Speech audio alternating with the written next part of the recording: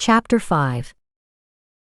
Max couldn't spend his days looking after a fuck-up like Jonas, especially when he acted as if he would never grow up. Even when Max had cut him off, he would manage to get money by forging checks in Max's name. All of this was eating at Max when he spotted Alex, a cute young woman, that tugged at his heart the minute he locked eyes on her. He hadn't dated in years. He was never good at it, and he didn't know what to say to Alex because she looked all of 20 and he was 30. What was he going to tell her? "I have been watching you," he thought. "No, it sounds as if I'm a stalker." She would probably call the police. What could they discuss? Do you like Bach, Beethoven, or the Black Eyed Peas? Maybe she likes country and western or hip-hop. That's not good. Can I take you to the opera? Another stupid idea. Maybe it would be better to fuck her and forget her. He found her too desirable for that. What was his alternative? Spending his life with women he would pay to whip him for a good night's sleep. He could pretend to be a quiet, silent type, and then introduce himself. He felt that she was interested. Max walked cautiously to the counter, no longer displaying his confident stride, head up, eyes focused, his trademark in the boardroom. He had to appear confident for his sake. After all, he was Maximilian Blackstone, the head of Blackstone Enterprises. But seeing Alex made him nervous and unsure of himself, and that was why he dropped the ball and sounded like an idiot when he said, "Can I see you?" He flubbed that line. And she looked at him as if he was mentally challenged. Even knowing the difficulties and time it took to cultivate a relationship, he still wanted this relationship, and he would put in the time no matter how long it took. Max fell in love. He didn't know why it happened, it just did. It was her eyes, her mouth, her body, and that unsophisticated way she carried herself, and her simple off-the-rack clothes that turned him on. He needed to relax and forget the stress, and she presented a diversion. It was by accident that he met her on the slopes the next day, trying to ski. He could tell that she was a novice, and all he had to do was hide and watch her, which provided entertainment for him. He made the wrong move when he walked behind her, but he couldn't resist her beautiful little ass just protruding in the air, begging for something to be done. He moved closer to her, and felt compelled to ease even closer. It didn't occur to him that she might be insulted by his antics. He just plowed ahead. After all, he was Maximilian Blackstone. Women would send nude pictures and underwear to his room, as if he was a rock star, whenever he strutted into his hotels. They were women looking for a rich husband or boyfriend, and he knew it. So that was why he took his chances, only to be told by Alex to leave her alone. He walked away with his feelings hurt, but as luck would have it, and he always had a certain amount of luck, she fell, and he was there to scoop her up and deposit her into his arms and into his bed. Just when he knew that Alex was the one he wanted to share his life with, a call came from his lawyer early in the morning. It was a problem with Jonas again. "Mr. Blackstone." "Yes, do you know what time it is?" he said, gazing at Alex, sound asleep after meds and a round of sexual intercourse that cured what ailed him. "Yes, it's 3 a.m., but you said to call if Jonas is in trouble." "What is it this time?" "Another woman, sir." "I'll be there in an hour." Max glanced over at Alex. There she was, lying in his bed. How did he get so lucky with such a pretty, fresh woman? He remembered the day he arrived at Blackstone Lodge, and her wide blue eyes stopped him in his tracks. Now he had to leave his woman and look after his brother, who would not give him a moment's peace. As he walked into the hot shower, he thought of Alex, and what he would say to her. He wrote her a note. He was in a hurry and jotted down a few words. As soon as he had written it, he wanted to tear it up, but he didn't have time to write another, so he let it stand. After reaching his private plane and settling down, he realized that the note was plain stupid. "Why did I write that?" he said. "What kind of man says that he had a fortuitous meeting with a woman he adores?" He sat and wrote another letter, thinking that after dealing with Jonas, he would give it to Alex with a large bouquet of roses. My dearest Alex, I have never been in love before until now. I know it is presumptuous of me to assume that you feel the same way that I do. If you will give me time, I will prove to you in every possible way that I love you, and that I will try to make you happy. I have met many women in my 30 years, and I know the difference between you and them. I don't want to lose you. Please wait for me, and you will never be sorry. Loving you.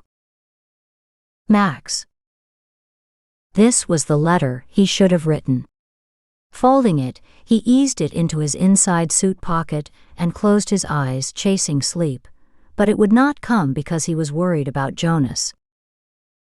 Bradley informed Max that Jonas had been found in a hotel room in Las Vegas with two unsavory characters, one a stripper and the other a card shark. Jonas had signed in as Maximilian Blackstone. The maid entered the room and found the $5,000 a night suite at the Aria Resort and Casino trashed. And lying on the floor were the stripper, the card shark, and Jonas, with drugs lying underneath him.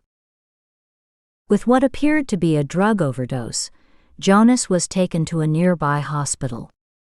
The police reported that it was Max and called his lawyer. They were going to arrest Jonas for drug possession and for destruction of private property. It was a mess that only Max could sort out and take care of. He begged his lawyers to see about Jonas, but they would have no part of it. Max wanted to stay with Alex and never think about the hellish world that he found himself in because of a fucked-up twin brother. He flew out on his private jet and landed in Las Vegas. At the hospital, he walked into the room with a proposal. "If you don't get yourself together, then that's it. I'm going to put money up for you to open your own business. I don't care what it is. Just do something and stop this crazy behavior. Glad to see you too, bro. And don't call me that. What do you want me to say? What do you want from me?" Jonas said with apologetic eyes. "I want you to grow up and take care of yourself and stop being an embarrassment." "So that's all I am to you, an embarrassment?" "I'm not an embarrassment when I take your place at your business meetings. You receive a handsome check for your troubles, after which you are broke the next day. Yes, you are an embarrassment." Max turned his back and walked to the desk and filled out the necessary papers. After signing him out of the hospital, Max brought him to his penthouse suite. After one day, Jonas was back to his old tricks and searching for the stripper once more. After finding her in a seedy hotel room off the strip, he finally came to his senses and called Max, who was returning to Montana. "Max. What the hell do you want now, Jonas?" "I can't keep doing this, Max." "You've just discovered this? I was wondering what it would take for you to come to your senses. If you help me one last time, you won't regret it. For God's sake, Jonas, I'm headed back to Montana. I left something there." "Is it a woman?" Jonas asked slyly. "Why?" "Because I found a letter in your suit, and it was addressed to Alex." "Well, brother, if it's a man, I just want you to know that I don't judge." "For fuck's sake, Jonas, it's a woman. and I don't care if you judge me or not. Put my letter down and stay out of my clothes. I'll get there as soon as I can." Max directed the pilot to turn his jet around and pick up Jonas, who had to leave Nevada. His private jet then headed for San Francisco. Max got to his feet, walking to and sitting in the back of the plane, where he made a call to Alex. "Let me speak to Alex." "Mr. Blackstone, Ms. Bishop left this morning with one of your employees from the lodge." "Who was it, a man or a woman?" "It was a young man, sir, in a Volvo." "Thank you, I'll take care of it." Max made another call to his lodge. "Check and see if Joshua is at the front desk." He waited a minute. "No, sir." "Can you get me his private phone number?" "I'll call you back, sir." Max turned the phone off and stared out of the window. "Bro. Hey bro, the food is great and the wine is fabulous.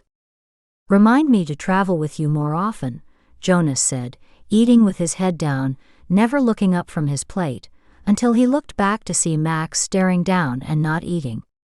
"What's wrong, Max?" "What? Oh, nothing." "Something is wrong. You can tell me." Max's phone rang and he answered it. "Mr. Blackstone." Max reached for his pen and paper and wrote a number. Then, with a huff, he placed the pen down. "Try to find her, will you? I'll reach Billings tomorrow at 4 p.m. I hope you have some news for me then." Max walked and sat near Jonas.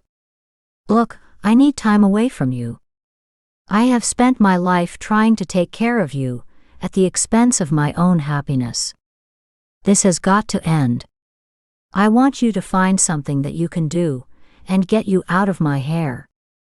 I will put up the money, until you start making money. What do you say?" Jonas glared at him and then said, "You are really crazy about that, Alex. I have never done anything for you, big brother. I'll stay out of trouble and make my own way if you help me." They hugged and shook hands. He made Jonas a proposition. If Jonas found a business that he thought he could run and be interested in, then Max would support him until it brought in money. That business was Pandora's Retreat, and to Max's astonishment, it brought in more money with barely any overhead. Jonas had made many connections impersonating Max, and he felt no compunction in using them. He developed an advertisement and sold it to the super-rich executives. It was sold as a retreat to rest, relax, and discover your inner self. Nevertheless, it was what it was, and it did not matter how he dressed it up or gave a fancy name to it. It was a place where bondage was practiced. To Max's and Jonas's surprise, men from all walks of life and industries came through Pandora's doors. The place was advertised as discreet, and it was for everyone except Jonas, who kept their secrets until they became competitors for Max's business. After Max helped Jonas, then he figured that he could concentrate on Alex.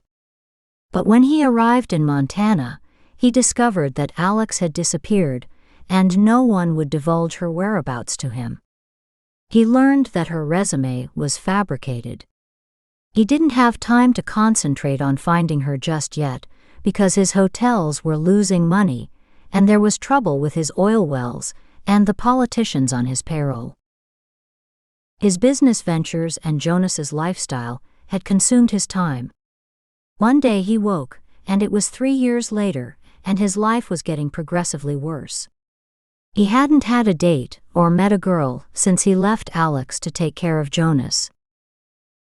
It was Jonas who impersonated Max one day, ordering his staff to hire Max a sub for his office. "Good morning," Jonas said, walking up to the secretary's desk and handing her a present with flowers. He stood wondering why Max had never bothered to mention her. Then he realized that she was not Max's type, but she was his, a woman who would be impressed by a rich man. He called her into Max's office. "Ms. Corday, please come to my office. I have something very important that I need." She walked in and spied this handsome man who was her boss. All of a sudden he was warm and pleasant, and all hands-on after being cold and aloof. "Please sit," Jonas said, patting the leather sofa cushion next to him that he was sitting on. "I have questions I would like to ask you, and if you answer them correctly, you will get a big bonus in your next paycheck. Do you find me handsome?" "Yes, of course, Mr. Blackstone." "Would you consider dating me?" She thought for a minute. Was this a test? She peered at Jonas and spied a teasing grin. He was serious. "Yes, I would. What woman would turn you down?" "Would you consider fucking me here in my office?" Another pause. "I'd fuck you anywhere, Mr. Blackstone," Corday said with a wide grin. And she sat at the corner of the sofa. "Then come closer," Jonas said, leaning on one hand in her direction. He let his hand lie on the hem of her skirt. Turning his head to the side in perfect silence, he rested his right hand on her knee. He moved it between her thighs, then up, and to his surprise she had no underwear on. He could not believe his good luck. He fingered her clit, and her head fell back, and her mouth opened wide and the breathing became intense. He felt Ms. Corday moisten. "My dear, have you ever had anal intercourse?" "Of course, hasn't everyone?" "My kind of girl," Jonas whispered. He pulled her to the floor, and she rested her breasts on the edge of the sofa.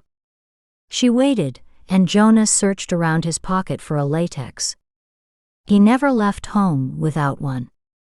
He believed in being prepared, especially since he had a fetish for a good ass, and Ms. Corday had the best he had seen in his years of abusing them.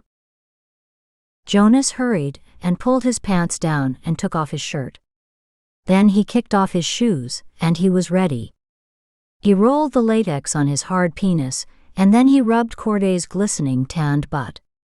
He knew how to massage an ass until it fell asleep. He took the head of his dick and rimmed it around the eye of the anus and slowly inserted it until it was in. And since she had confessed that she was not a novice to anal intercourse, it would be a cinch to have his orgasm and get out quickly.